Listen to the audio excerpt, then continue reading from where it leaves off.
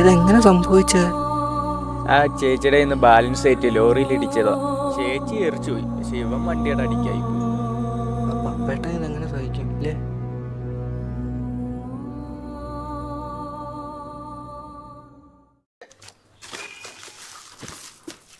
എത്ര സുഖർ? 70.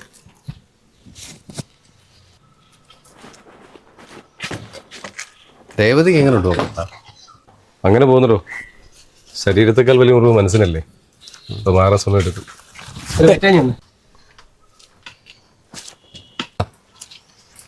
കിളന്ത് വെറ്റാക്ക. നീ ഏതാന്ന് വെച്ചാ നോക്കി എടുപ്പത്തില്ല. ഈ കേസിന്റെ കാര്യങ്ങളൊക്കെ എന്തായി? അതൊക്കെ മുറപോലെ നടക്കുന്ന വക്കീല് പറയുന്നത്. ആരാ വക്കീല്? വക്കീലാരാ? പപ്പേട്ടാ, വക്കീലാരാ? നിങ്ങൾ കുണുകുണ പറഞ്ഞോണ്ടിരിക്കാ പാക്കെടുത്തതാ. എന്റെ ഭദ്ര ഇവിടെ ഒരു കാര്യം സംസാരിച്ചോണ്ടിരിക്കല്ലോ. നീ എന്റെ ഇടയ്ക്ക് ഇങ്ങനെ തീർത്തി പിടിക്കാതെ. നീ എന്ത് സംസാരിക്കുന്നേ? പെണ്ണുങ്ങൾക്ക് വണ്ടി മേടിച്ചു കൊടുക്കുമ്പോ ആലോചിക്കണം. ഡേ നീ ആവശ്യമില്ലാത്ത കാര്യം സംസാരിക്കേണ്ട കാര്യമില്ല കേട്ടല്ലോ. നീ മുറുക്കാൻ വന്നതാണെങ്കിൽ പോയില്ല, മുറുക്കിയിട്ട് പോവാൻ നോക്കും. ഞാൻ പറയുന്നതാണോ കുഴപ്പം? നിങ്ങൾ റോഡിലോട്ടൊന്ന് ഇറങ്ങണം. വണ്ടി ഓടിക്കാൻ അറിഞ്ഞുകൂടാത്ത കുറച്ച് അവളുമാര് സാറാവ് കഴിയുന്ന പോലെ വണ്ടിയായിട്ട് റോഡിൽ വരും. എന്നിട്ട് ഏതെങ്കിലും വണ്ടിക്ക് അട വെച്ച് മാക്രി പൊട്ടുന്ന പോലെ പൊട്ടും. ഇവിടെ അത് തന്നെ സംഭവിച്ചേ. ആ പെണ്ണിന് പകരം ആ ചെറുക്കാൻ പൊട്ടി. അത് തന്നെ. ഭദ്ര നീ ചുമ്മാ പോവാൻ നോക്കി. ആവശ്യമില്ലാത്ത കാര്യം സംസാരിക്കാം. പോയ നീ. നമ്മളൊന്നും പറയുന്നില്ലേ. നമ്മൾ പറഞ്ഞ എല്ലാവർക്കും അങ്ങ് കൊള്ളും.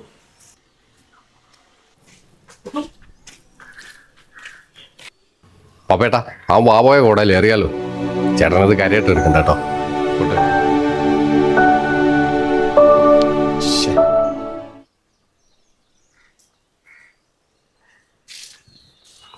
എടീട്ട് ഇവിടെ പണിക്കും പോടാ. താൻ പോടോ.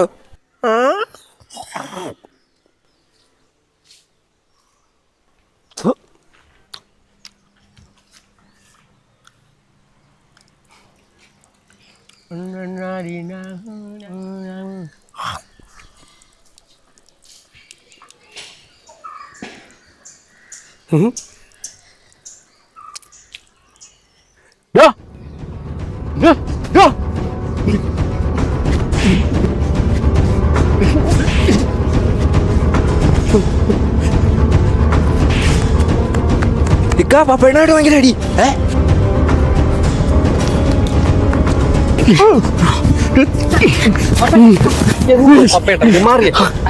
നിങ്ങൾ മാറ് പപ്പേട്ട. നിങ്ങൾ എന്തൊരു പണിയായി കാണിക്കുന്നത്? അവൻ എന്തെങ്കിലും വിവരക്കേട്ട് പറഞ്ഞെന്ന് പറയാൻ അവനെ വഴിയിലിട്ടിങ്ങനെ തല്ലാവും. നിങ്ങൾ ഒന്നില്ലെങ്കിൽ ഒരു മാന്യനല്ലേ? നിങ്ങൾ എന്ത് പണിയായി കാണിക്കുന്നത്? ഞാൻ അതിനല്ല അവനെ തല്ലിയത്. പിന്നെ ഇവൻ മൂത്രം ഒഴിച്ചും തുപ്പിയതും എന്റെ മോന്റെ മുഖത്താ.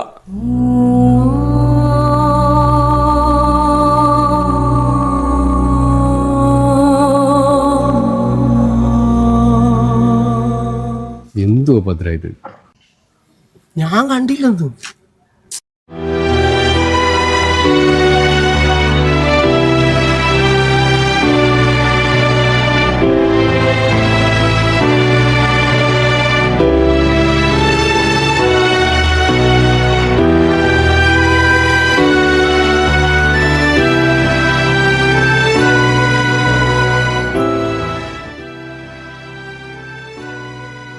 അവനെ സ്നേഹം കൊണ്ടാണ് നിങ്ങളിങ്ങനെ പോസ്റ്ററൊട്ടിക്കുന്നത് എനിക്കറിയാം.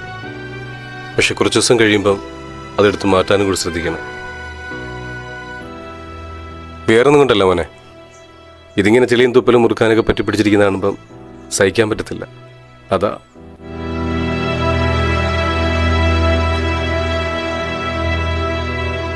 പപ്പേട്ടാ